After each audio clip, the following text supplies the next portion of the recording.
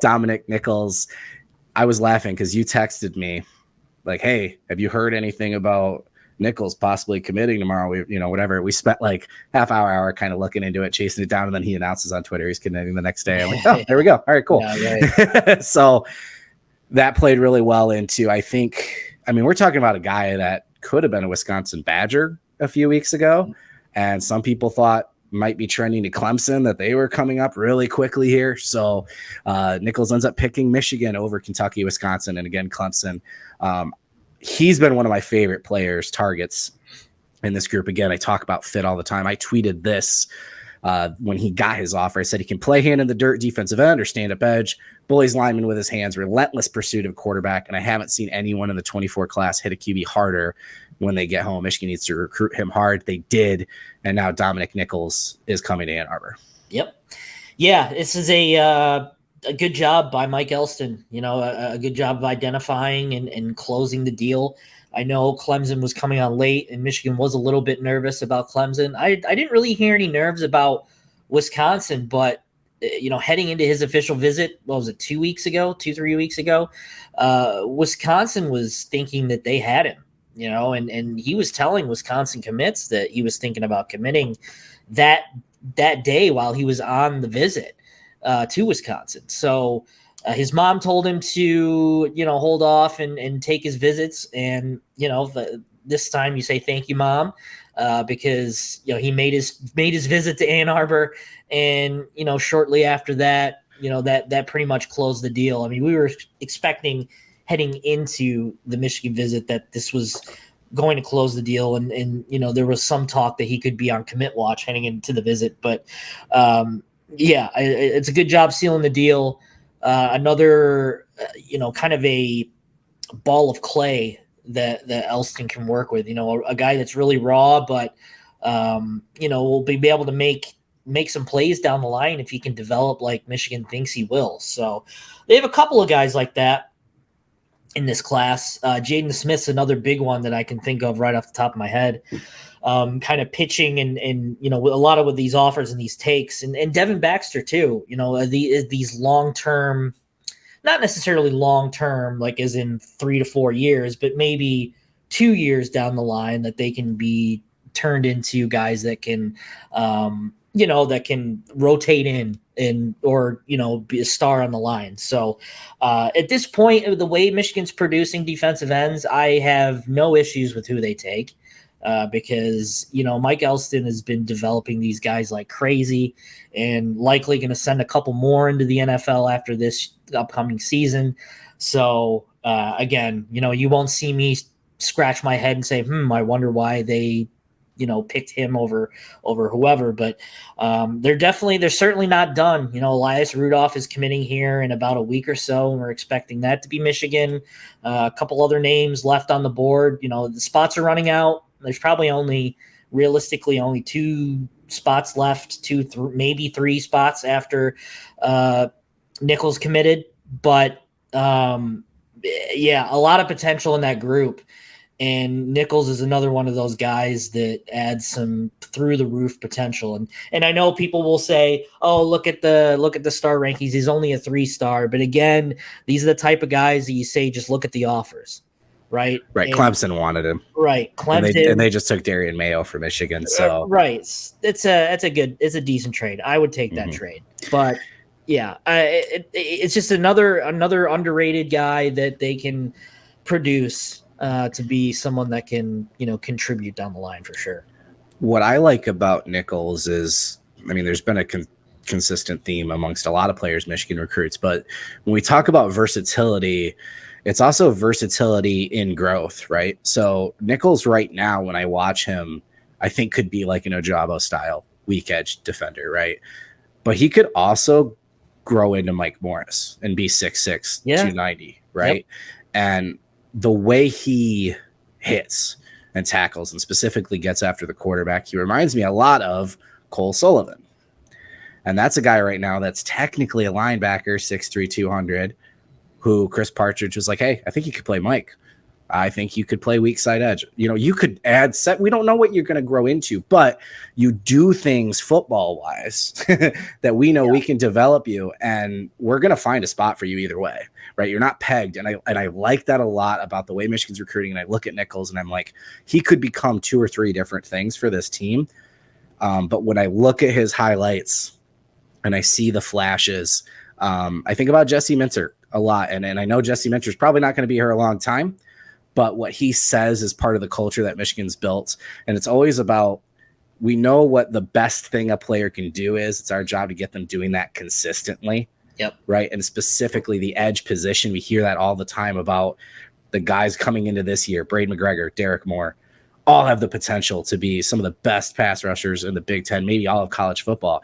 We've seen them do it in individual plays, getting them to do it consistently. So when you talk about Nichols' development, I think you're right. I think he's a guy that could contribute, or Larry might play it, take some time playing into whatever frame he's going to grow into. And then, sophomore year, junior year committing, he could be one of those dudes that once he finally hits the consistency check mark, he's a beast, right?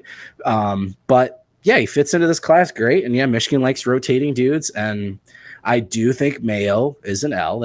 It's a loss. It's a guy you wanted, right? But I continue to just be happy with what Michigan's doing because I see potential here. You brought up Elias Rudolph, the guy that can drop. There's nothing new on Brian Robinson. We talk about him all the time. I still think he could be in this class. I think he might not be trending that way, but we'll see. And I'm going to keep it that way till I hear any different. But the other name is Jacob Smith. Yep. He was on campus again this weekend. Kind of smart, took his OV earlier and then visited again with his brother. He's a guy we thought might commit this weekend. And now that he hasn't, I think some people are getting nervous because of Mayo and Childs and what happened there. He's a guy that's just been to Michigan and Nebraska, but he's got some big time offers. And again, if you want to talk about recruiting rankings, he's not crazy underranked, but this guy's got offers from Alabama, USC, Georgia, right? He's a big time prospect. So should Michigan fans be nervous about Jacob Smith? Is this going to delay further, or, are some of these big dogs going to become a factor now? I don't think so. I think right now it's down to a Michigan versus Nebraska personally. I think the way I was explained it, the whole Smith's recruitment coming out of this weekend, is that Michigan basically leads in every single category, except for the fact that he's been open about wanting to perhaps maybe do something different in terms of not following his brother to Michigan and going his own way. So which would be kind of surprising because, we've said it hundreds of times. The twins, they're with twins. They don't necessarily go their separate ways. They're very much together. And I'm not saying that this is absolutely going to happen. I do think Michigan gets him, and I do think he ends up in the class, but I think Michigan is aware that he has these thoughts of, hey, maybe I want to do my own thing. But at the same time, Michigan has everything he wants. Michigan it checks every box. And then also Michigan has family there for him. Does that win out in the end?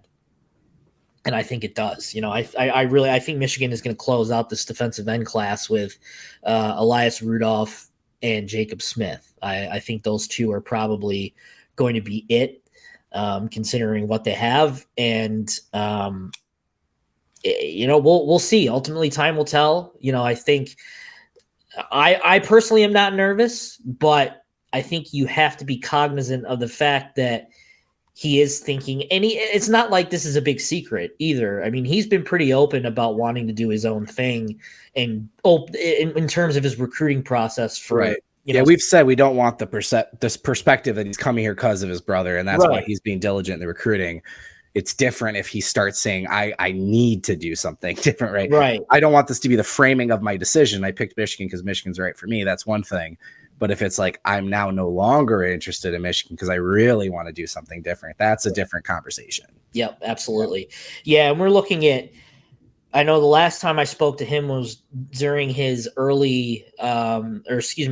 his official visit in early June. I think he said he wanted to have this wrapped up around 4th of July weekend. So I'm not sure if that's a for sure thing or if that's changed, but it's trending to be early July, where things stand right now. So we should know here relatively soon. And which is kind of the nice thing about this defensive end class is that those last two guys that you really are looking at in terms of Rudolph and Smith are done in July. Well, we think Smith's done in July, but so we won't have to wait too long to kind of see how everything plays out. They'll have a full deck in terms of defensive ends there. So am I nervous that Smith will go elsewhere? No, not right now until I hear otherwise. I do think he'll end up at Michigan.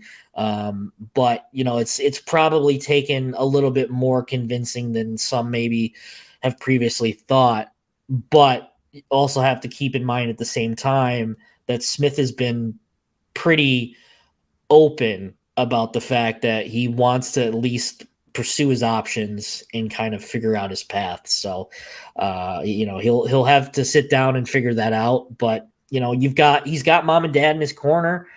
Michigan has mom and dad in their corner. Obviously, they have Gerard in his corner.